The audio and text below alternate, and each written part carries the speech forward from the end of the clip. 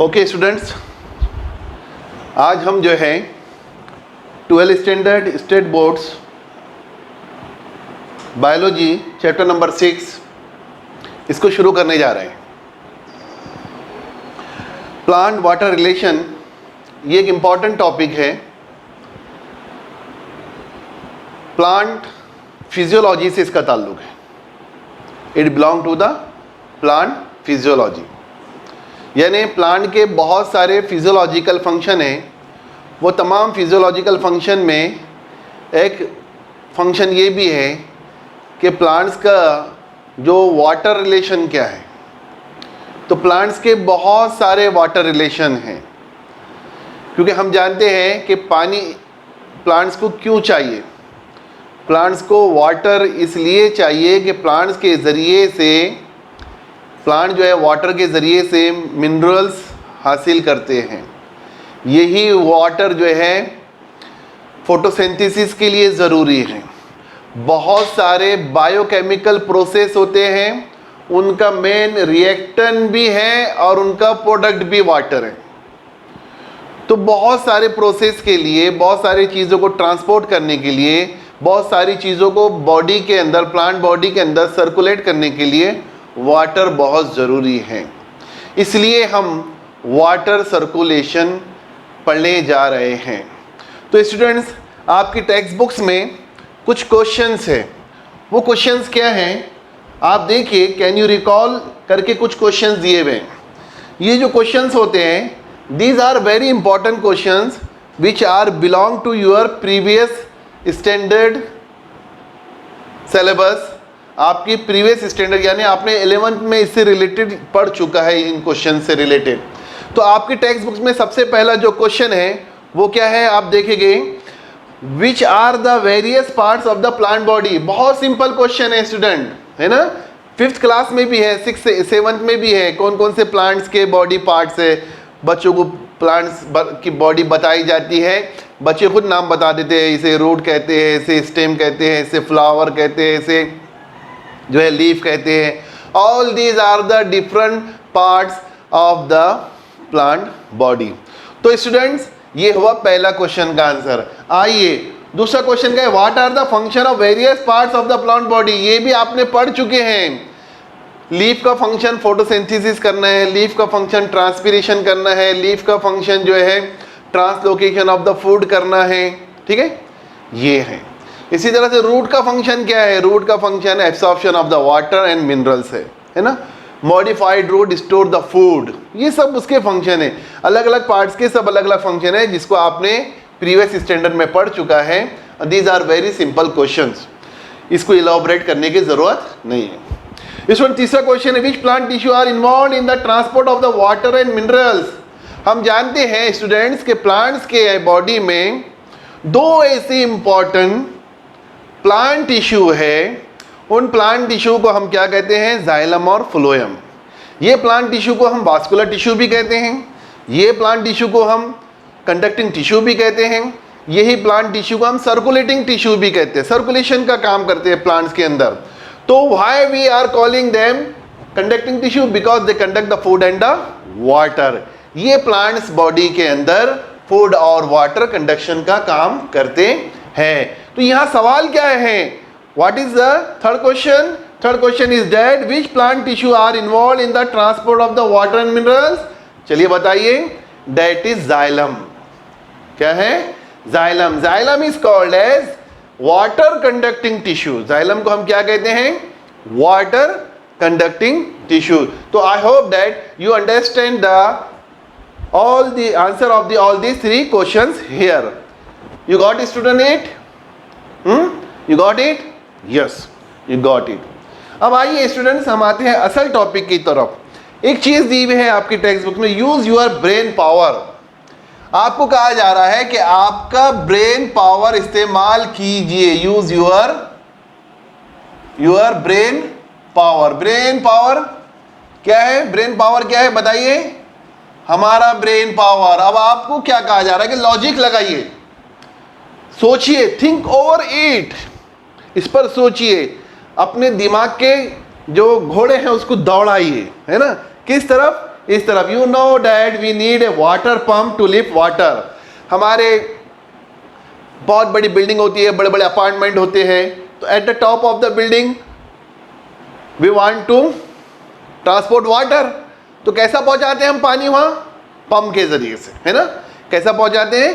Pump के जरिए से। Pump is required to transport the water from lower surface to the top of the building. Top of the building तक जो है क्या लगता है हमें पहुंचाने के लिए? वो पंप लगता है। पंप लगता है कि नहीं? Yes. How does plant lift the water from soil? तो प्लांट को भी चाहिए फिर एक आधा पंप।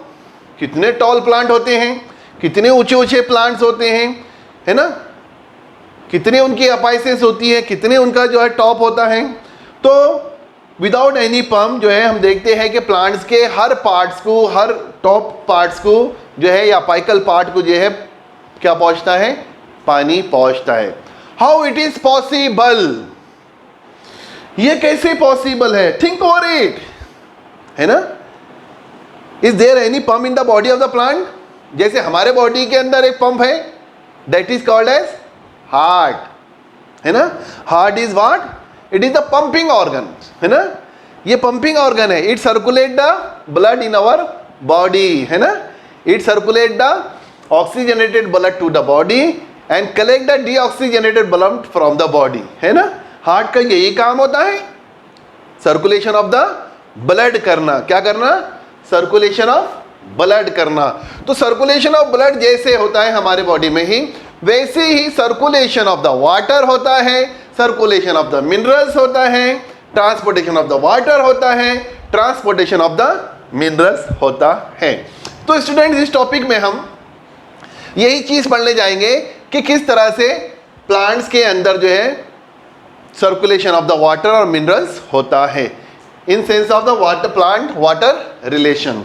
अभी हमको जो है सबसे इंपॉर्टेंट चीज यहाँ जो चीज पढ़ना है स्टूडेंट्स, वो क्या है? Why plant required water. तो हमने जाना, हम ये जानते हैं कि प्लांट जितनी भी चीजें हैं वो एब्सॉर्ब करता है जमीन से, है ना। क्या, कहां से एब्सॉर्ब करता है?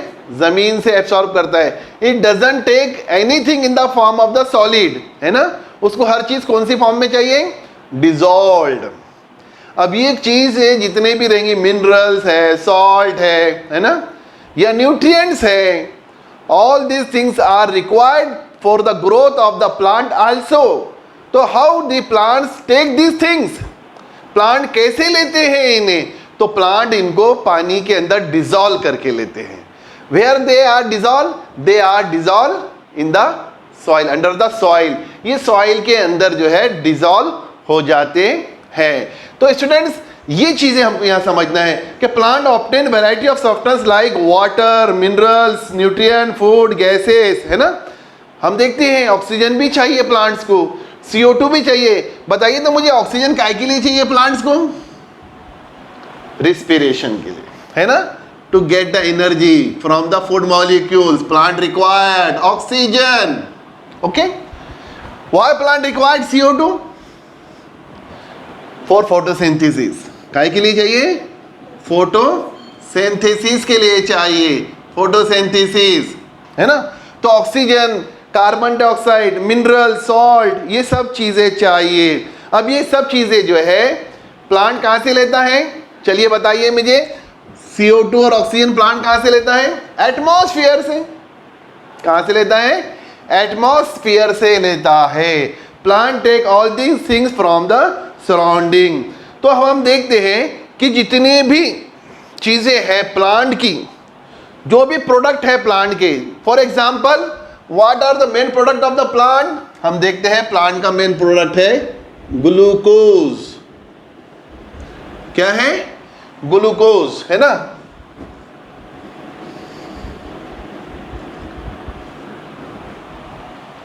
ये मेन प्रोडक्ट है प्लांट का। It required for what?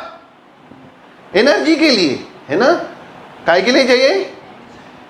Plant required food nutrient for what? Energy, energy के लिए चाहिए।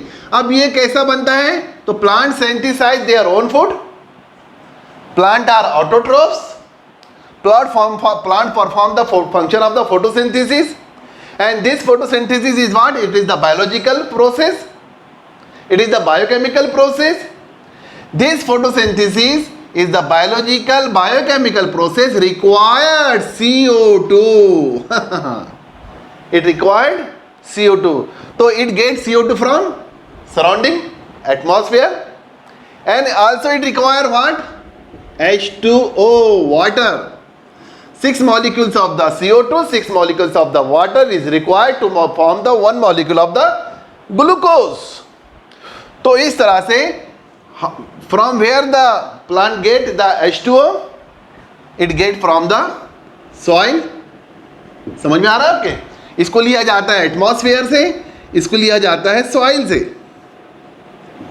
और इस तरह से एक प्रोडक्ट तैयार होता है, that is what? Glucose. Food molecules है कि नहीं? फूड, न्यूट्रिएंट्स, ये सब चीजें तैयार होती है ना? तो ये सब चीजें हैं. तो productivity in the plant in mainly affected by the non availability of the water. अगर प्लांट बॉडी के अंदर ये वाटर अवेलेबल नहीं रहेगा तो ये प्रोडक्ट तैयार नहीं होंगे. और ऐसे बहुत सारे प्रोडक्ट हैं जिसके लिए वाटर बहुत मस्ट है, बहुत जरूरी है. तो इसलिए पानी की इंपॉर्टेंस बढ़ जाती है. क्या बढ़ जाती है जी? पानी की इंपॉर्टेंस बढ़ जाती है. किसके लिए? प्लांट्स के लिए. किसके लिए? प्लांट्स के लिए, क्योंकि इसके बगैर फूड तैयार नहीं हो सकती है. यही वाटर जो है, जब हम इसकी फिजिकल और केमिकल प्रॉपर्टी पढ़ते हैं, क्या पढ़ते हैं? फिजिकल और केमिकल प्रॉपर्टी. आपको ये केमिस्ट्री में और डिटेल में है, आपने इसको सर्च करना है, what is mean by physical and chemical properties of the water. तो बहुत सारी प्रॉपर्टी है, यहां हम कुछ डिस्कस करेंगे, but you have to learn from other sources like internet the physical and chemical property of the water. ये मेरी तरफ से आपको होमवर्क है. क्या है ये? होमवर्क है. I will discuss some physical and chemical properties of water here, but if you want to study detail about the water, you should learn from other sources. तो स्टूडेंट्स, हम देखते हैं कि प्रॉपर्टी ऑफ द वाटर क्या है. यहां तक समझ में आ गया आपके? प्रॉपर्टी ऑफ द वाटर क्या है?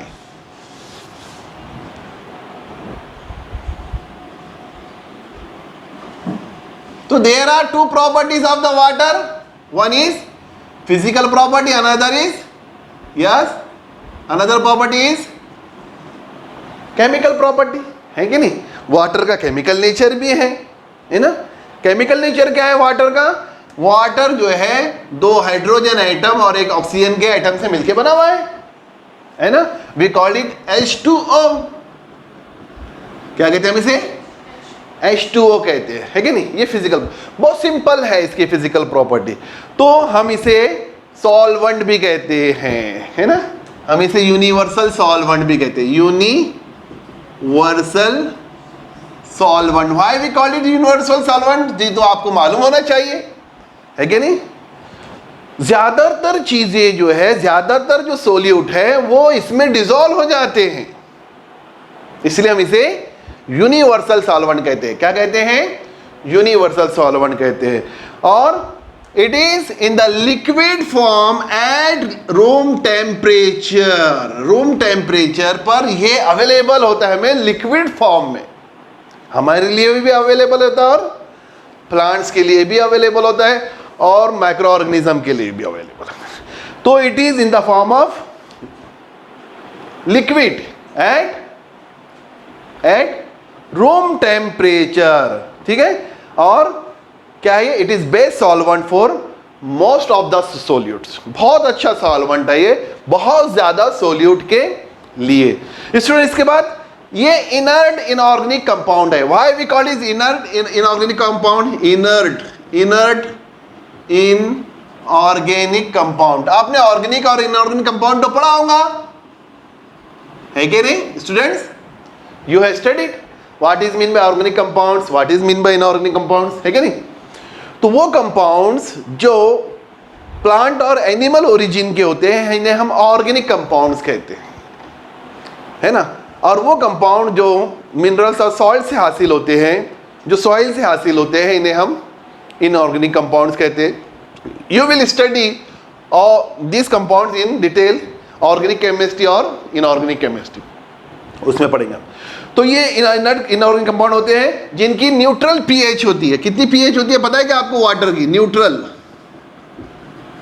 न्यूट्रल पीएच, ठीक है ना, 7.4, ठीक है ना, न्यूट्रल पीएच होती है इसकी, जब ये प्योर फॉर्म में होता है। कौन से फॉर्म में होता है? प्योर। अब वाटर क्या है? एक बहुत अच्छा ट्रांसपोर्टिंग मीडियम है।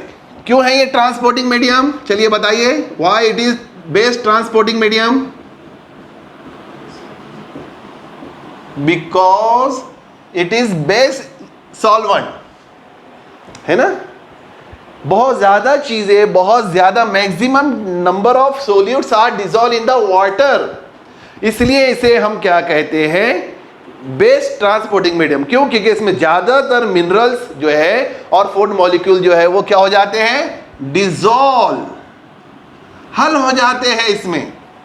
डिसॉल्व फॉर्म में तो चाहिए ना, रूट से डायरेक्ट जो भी चीज ली जाती है वो डिसॉल्व फॉर्म में ली जाती है। जमीन से जो भी चीज रूट के जरिए से ली जाती है वो डिसॉल्व फॉर्म में ली जाती है। तो बेस एक्वियस मीडियम है बायोकेमिकल रिएक्शन के लिए। हमारे बॉडी के अंदर, प्लांट की बॉडी के अंदर बहुत सारे बायोकेमिकल रिएक्शंस होती है, बहुत सारी, जैसे रिस्पिरेशन, ये भी बायोकेमिकल रिएक्शन है, फोटोसिंथेसिस ये भी बायोकेमिकल रिएक्शन है, और बहुत सारे बायोकेमिकल रिएक्शन हमारे बॉडी में होते हैं। उनके लिए ये एक्वस मीडियम का काम करता है। काहे का काम करता है? एक्वस मीडियम का। हम प्रॉपर्टी किसकी देख रहे हैं? वाटर की प्रॉपर्टी देख रहे हैं, ठीक है ना। एक्वस मीडियम का काम करता है जितने भी रिएक्शंस होते हैं, और it is an essential raw material for photosynthesis. अभी बताया मैंने आपको, फोटोसिंथेसिस के लिए रॉ मटेरियल है, raw material for photosynthesis. Photosynthesis के लिए रॉ मटेरियल है ये। इसके बगैर फोटोसिंथेसिस हो ही नहीं सकती। फोटोसिंथेसिस के 4 कंपोनेंट है, एक है लाइट, एक है क्लोरोप्लास्ट, एक है वाटर, एक है CO2। इसमें से आपने किसी एक को भी माइनस कर दिए तो फोटोसिंथेसिस नहीं होगा। क्या नहीं होगा? फोटोसिंथेसिस नहीं होगा। कौन कौन सी 4 चीजें चाहिए फोटोसिंथेसिस के लिए? वाटर, CO2, क्लोरोप्लास्ट, क्लोरोफिल और लाइट। ये 4 चीजें काय के लिए जरूरी है? फोटोसिंथेसिस के लिए। जिसमें से एक क्या है? वाटर है। क्या है? वाटर है, ठीक है ना। अब ये जो वाटर है इसकी कुछ इंपॉर्टेंट प्रॉपर्टी है जो इसकी फिजिकल प्रॉपर्टी कहलाती है, उसको मैं यहां डिस्कस करने जा रहा हूं। ये भी सब प्रॉपर्टीज है, लेकिन कुछ फिजिकल और इंपॉर्टेंट प्रॉपर्टी है जिसको हम यहां थोड़ा डिटेल में डिस्कस करेंगे स्टूडेंट्स। वो फिजिकल प्रॉपर्टी क्या है देखते हैं। ये है कि वाटर की जो है हाई स्पेसिफिक हीट होती है, हाई स्पेसिफिक हीट, ठीक है ना। आपने 10th में एक लेसन पढ़ा हुआ है हीट, और 12th में भी पढ़ेंगे आप थर्मोडायनामिक में हीट, ठीक है ना। केमिस्ट्री में भी पढ़ेंगे आप हीट। हाँ, हीट क्या है पता है आपको, है ना। ठीक है, it is one type of the energy, है ना। क्या है ये? एनर्जी है। हीट कैसे जनरेट होती है? Due to the high temperature. Temperature जैसे जैसे बढ़ाओ हीट बढ़ती है ना। टेम्परेचर जैसे जैसे कम करो हीट कम हो जाती है ना। तो हम देखते हैं कि वाटर जो है इसको बॉयल करने के लिए हमें कितनी हीट की जरूरत होती है? How much heat is required? Yes, पानी को अगर हमको वेपर में कन्वर्ट करना है तो 100 डिग्री सेल्सियस तक उसको बॉयल करना पड़ता है ना, 100 डिग्री सेल्सियस। तो वो ये है कि इसकी हीटिंग जो है, यानी it required high temperature to heat, और एक स्पेसिफिक हीट इसकी होती है। इसी से हाई हीट ऑफ वेपोराइजेशन भी है इसकी एक property, high heat of vaporisation. Vaporisation क्या है? वेपोराइजेशन यानी वेपर्स बनने का प्रोसेस। तो 100 डिग्री सेल्सियस तक ज़्यादा हीट देंगे तो वेपर्स होगा, वेपर्स बनेंगे। इसे अपन कहते हैं हाई हीट ऑफ वेपोराइजेशन। ठीक है। और इंपॉर्टेंट एक प्रॉपर्टी है high heat of fusion. High heat of fusion, fusion कहते हैं मेल्टिंग होने को भी कहते हैं, मेल्टिंग को, ठीक है ना, मेल्टिंग को। तो अब जाहिर सी बात है अगर से वाटर फॉर्म में अगर से हमारे पास आइस है, आइस क्यूब्स है, अब उसको हमको लिक्विड बनाना है, कैसा होगा उसको दोबारा हमको क्या करना पड़ेगा, पिघालना पड़ेगा ना, मेल्ट करना पड़ेगा ना। मेल्ट के लिए भी टेम्परेचर लगता है, मेल्टिंग करने के लिए, तो उसको हम कहते हैं हाई हीट ऑफ फ्यूजन, यानी ये इसकी हीटिंग प्रॉपर्टी है। इसी तरह से ये जो प्रॉपर्टी है, due to this it acts as a thermal buffer, इसके वजह से, इस प्रॉपर्टी के वजह से वाटर थर्मल बफर के तौर पे काम करता है। थर्मल बफर, थर्मल बफर के तौर पे काम करता है, थर्मल बफर कहते हैं उसको। तो these various property are due to hydrogen bond between the water molecules. ये प्रॉपर्टी इसकी काहे की वजह से है, हाइड्रोजन बॉन्ड की वजह से। काहे की वजह से स्टूडेंट्स, हाइड्रोजन। क्यों? क्योंकि हम देखते हैं कि वाटर के अंदर दो हाइड्रोजन बॉन्ड जो है एक है ऑक्सीजन एटम को जोड़े रखते हैं, है ना। ये एक ऑक्सीजन एटम से दो हाइड्रोजन बॉन्ड कनेक्टेड होते हैं, तो उसके जरिए दो हाइड्रोजन एटम कनेक्टेड होते हैं। तो ये जो प्रॉपर्टी है, ये जितनी प्रॉपर्टी है, ये हाइड्रोजन बॉन्ड की वजह से। तो हाइड्रोजन बॉन्ड की प्रॉपर्टी समझ में आ गए स्टूडेंट आपके। इसके बाद जो है और दूसरी प्रॉपर्टीज भी है, लेकिन हम खास प्रॉपर्टी वाटर की देखने जा रहे हैं। वाटर मॉलिक्यूल है good adhesive and cohesive. Adhesive, adhesive add करने वाला, किसी चीज को चिपकाने का काम करती है ना, क्या करने का काम करती है, हाँ, यानी जो चीज वाटर से चिपक जाती है वो क्या होती है, वाटर लविंग होती है। क्या होती है, वाटर एडिसिव प्रॉपर्टी होती है, यानी किसी चीज को अपने साथ चिपकाने के लिए, चिपकाने का काम करती है, यानी फोर्स ऑफ एडिसिव रहता है, यानी अपनी तरफ किसी चीज को अट्रैक्ट करने का काम करता है वाटर मॉलिक्यूल में का हाइड्रोजन ऑक्सीजन, ठीक है ना, ये बॉन्ड।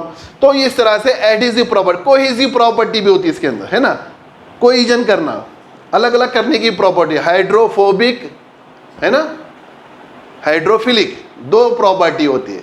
तो ये फोर्स की वजह से होती है, एडिसिव फोर्स और कोहेसिव फोर्स की वजह से होती है।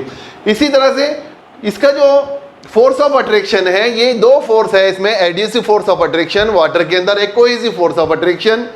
Due to high force surface tension and high adhesive and cohesive force it can easily rise the capillaries, ठीक है, राइज इन द कैपिलरीज, यानी यही प्रॉपर्टी है वाटर की जो इसे ऊपर चढ़ने में मदद करती है ना।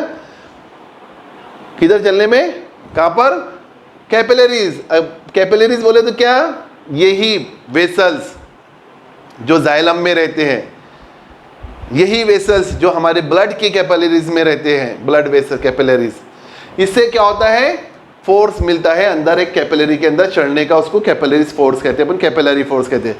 तो it is therefore a significant molecule that connect physical world with the biological process. यही वो फिजिकल प्रॉपर्टी है जो कनेक्ट करती है वाटर की एक बायोलॉजिकल प्रोसेस से, हमारे बॉडी के अंदर जो बायोलॉजिकल प्रोसेसेस होते हैं उसको ये कनेक्ट करते हैं। तो ये जो प्लांट वाटर रिलेशन है, इसका तो मैक्सिमम फेज जो है वो फिजिकल फेज होता है, लेकिन इसमें कुछ बायोलॉजिकल प्रोसेसेस भी होते हैं, और वो बायोलॉजिकल प्रोसेस जो है इस फिजिकल प्रोसेस के जरिए से कनेक्ट होते हैं।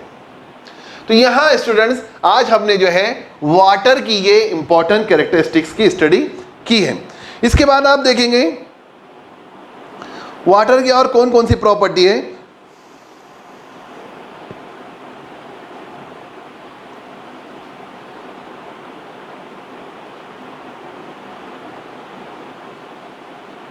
Water as a reactant in the cell, water as a reactant in the cell, ये बायोलॉजिकल प्रॉपर्टी, ये केमिकल प्रॉपर्टी हो गई।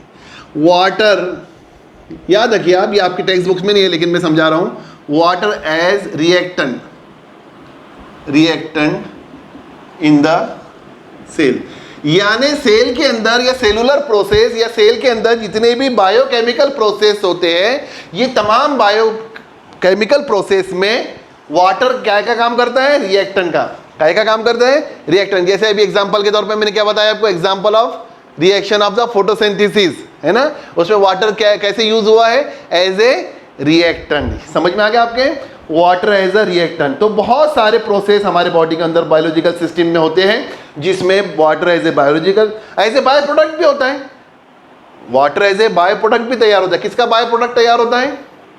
रिस्पिरेशन में, है ना, काय में तैयार होता है? रिस्पिरेशन के अंदर। हाँ, याद रखिएगा ये सब चीज़ों को। इसी तरह से वाटर जो है ये जब टूटता है, जब हम वाटर का फोटोलिसिस ऑफ वाटर होता है, पढ़ोगे आपने फोटोसिंथेसिस के अंदर, फोटोलिसिस ऑफ वाटर, है ना, ये वर्ड पढ़े होंगे ना। जैसे ही पानी के मॉलिक्यूल पर शुआएं पड़ती है, लाइट पड़ती है, तो वो उसका ब्रोक डाउन हो जाता है। The broke down of the water into hydrogen ion and hydroxyl ion is called as photolysis of the water. Photosynthesis में आपने पढ़े हैं, जिसे हिल रिएक्शन भी कहते हैं अपन, ठीक है, हिल रिएक्शन भी कहते हैं, ठीक है ना। तो उसमें हाइड्रोजन आयन तैयार होते हैं। तो ये हाइड्रोजन आयन क्या होते हैं? ये प्रोटॉन होते हैं, ये हाइड्रोक्सिल आयन होते हैं, ये वाटर, ये ऑक्सीजन बनाने में मदद करते हैं, ये NaDH2 बनाने में मदद करते हैं, NADPH2 बनाने में मदद करते हैं, ठीक है। इस तरह से हम देखते हैं कि फोटोलिसिस ऑफ द वाटर हुआ तो हाइड्रोजन आयन और वाटर का मॉलिक्यूल क्या में टूटता है? पॉजिटिव आयन के अंदर और हाइड्रोक्सिल आयन के अंदर। तो पॉजिटिव आयन, ये हाइड्रोजन आयन जो होते हैं, ये क्या होते हैं? ये क्या होते हैं? It is the potence of the क्या होते हैं ये? यस, पोटेंस ऑफ एसिड, है क्या? एसिड के अंदर हाइड्रोजन आयन होते हैं, है ना। जैसे HCl, है कि नहीं, इसका कंसंट्रेशन होता है। और हाइड्रोक्सिल आयन जिसमें होते हैं उसे हम potence of the hydroxyl ion कहते हैं, OH आयन। तो ये बेस में होता है, जैसे NaOH, है कि नहीं? समझ में आ गया स्टूडेंट आपके? तो एसिड और बेस ये भी केमिस्ट्री का पार्ट है, ठीक है। एसिड और बेस ये भी क्या का पार्ट है? केमिस्ट्री का। तो ये आयोनाइजेशन करने में भी मदद करता है। वाटर आयोनाइज, काय में आयोनाइज हो जाता है वाटर? हाइड्रोजन आयन में और हाइड्रोक्सिल आयन के अंदर। तो हाइड्रोलिसिस रिएक्शन इसमें होती है, उसके नतीजे में जो है हम देखते हैं। इसी तरह से स्टूडेंट्स, ये जो है इंपॉर्टेंट केमिकल रिएक्शन प्रॉपर्टीज है वाटर की। डेंसिटी ऑफ द वाटर, ये भी हम जानते हैं, लिक्विड फॉर्म में है तो कम रहेंगी, सॉलिड फॉर्म में है तो ज़्यादा रहेगी। इसी तरह से स्टूडेंट्स, ये जितनी प्रॉपर्टी है, ये सब प्रॉपर्टी को आप याद रखिए। और इसके बाद जो है हम नेक्स्ट टॉपिक जो शुरू करेंगे, वाटर एब्सॉर्बिंग ऑर्गन। तो वाटर एब्सॉर्बिंग ऑर्गन क्या है? वो दो रूट हैं, हम जानते हैं। प्लांट वाटर रिलेशन के अंदर रूट का स्ट्रक्चर पढ़ना हमारे लिए ज़रूरी है।